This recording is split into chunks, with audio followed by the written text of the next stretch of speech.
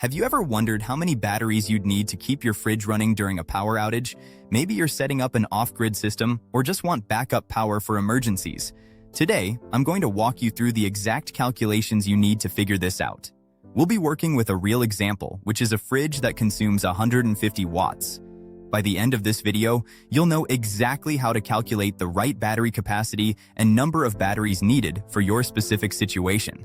This capacity and number of batteries required will be calculated for 12 volts, 24 volts, and 48 volts solar systems.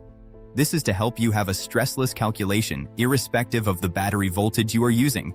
This will be done in a step-by-step format to properly guide you through. Step 1. Determine the fridge power draw. Step 1 is all about understanding your fridge's power consumption. Most modern refrigerators have an energy label that tells you the power rating.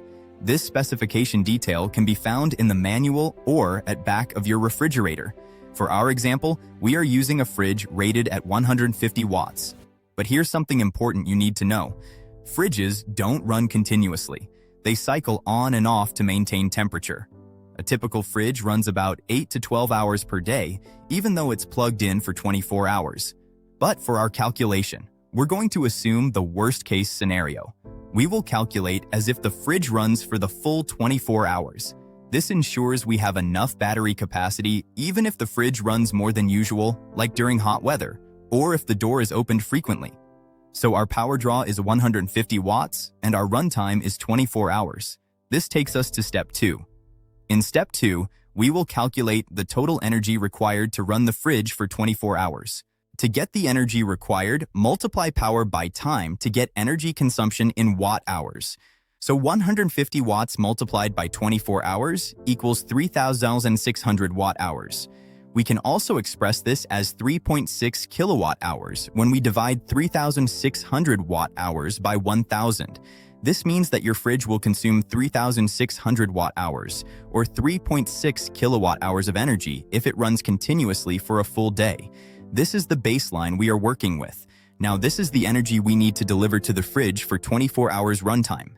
But batteries and inverters are not 100% efficient, which brings us to step 3. In step 3, we will calculate system losses. Step 3 is super important but often overlooked, which is accounting for system losses. When you use batteries to power a fridge, you typically need an inverter to convert direct current or DC power from the batteries to alternating current or AC power for the fridge.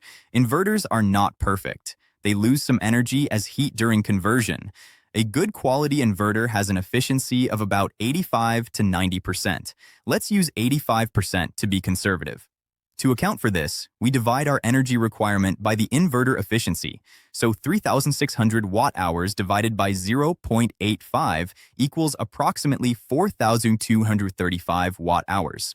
This means we actually need to store 4,235 watt-hours in our batteries to deliver 3,600 watt-hours to the fridge. That extra 635 watt-hours accounts for the energy lost in the inverter while converting direct current from the battery to alternating current. Always factor in these losses, or you will come short. From here, we move to step 4. In step 4, we will be considering battery depth of discharge. Step 4 introduces a critical concept, which is depth of discharge. This is a very important factor in determining how many batteries you need. Depth of discharge refers to how much of a battery's capacity you actually use. For example, if you have a 100 amp-hour battery and you discharge it by 50 amp-hours, you've used a 50% depth of discharge. Now here's why this matters.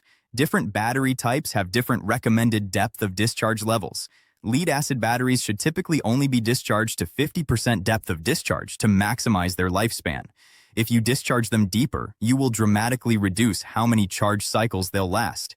Lithium batteries, on the other hand, can safely handle 80% to even 90% depth of discharge. They are more expensive up front, but you can use more of their capacity without hurting their lifespan. For our calculation, we are using an 80% depth of discharge. This works well for lithium batteries and gives us a good balance between usable capacity and battery protection. What this means is that if we can only use 80% of our battery capacity, we need to buy more total capacity to get the usable energy we need. This is why depth of discharge matters so much in our calculation. From here, we move on to Step 5. In Step 5, we will be calculating battery capacity and number of batteries needed.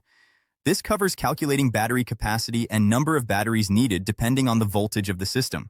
Common battery system voltages are 12 volts, 24 volts, and 48 volts. We will calculate the number of batteries needed for each battery voltage type, depending on your system configuration. From Step 3, the total energy needed to power the fridge for 24 hours is 4,235 watt-hours. For a 12-volt system with an 80% depth of discharge, battery capacity needed is equal to total required energy divided by battery voltage times depth of discharge. Battery capacity required. Shoppers, 4,235 watt-hours divided by 12 volts, multiplied by 0.8 as depth of discharge, which is equal to 441.1 amp-hours. In kilowatt-hours, this is equal to 441.1 amp-hours, multiplied by 12 volts, which is equal to 5,293.2 watt-hours. Now let's us calculate the number of 12 volts batteries required. If we are using a 220 amp-hour batteries, number of batteries required, battery capacity required divided by battery capacity. This is equal to 441.1 amp-hours divided by 220 amp-hours, which is equal to 2.005, which is approximately 2. Therefore, two pieces of 12 volts 220 amp-hour battery will be connected in parallel. This will give the required energy of 4,235 watt-hours to power the 150 watts fridge for 24 hours.